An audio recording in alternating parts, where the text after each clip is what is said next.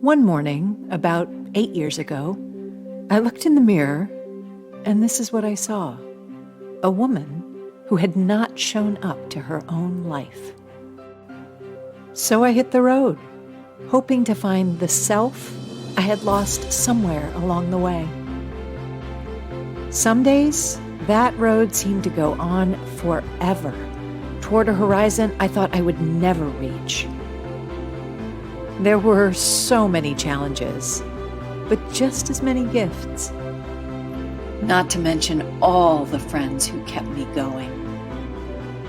Until at last, I discovered the way of being lost. The way of being lost is a journey that takes us both outside and within.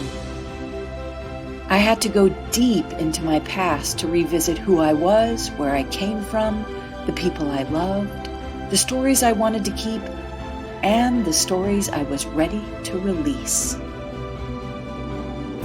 When I was free of what held me back, I was finally ready to move forward. To become my truest self. And my truest self. And my truest self. And my truest self. Because when we live as our truest selves, we express all of who we truly are. So, are you ready to discover your own way of being lost? Most of us have spent so much time trying to figure out who we should be, listening to other people's voices, that we have forgotten how to listen to our own hearts. Stop shoulding all over yourself. We need to be willing to lose those old voices in order to find our truest selves. But we can only do this together.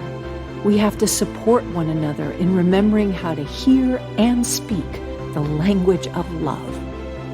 Because when we do, we don't just heal our own lives, we heal our world. We are all born fluent in joy. Now we all just have to help one another remember how to speak that most essential language of love. It is time to live your greatest story. I hope you'll join me on the way of being lost.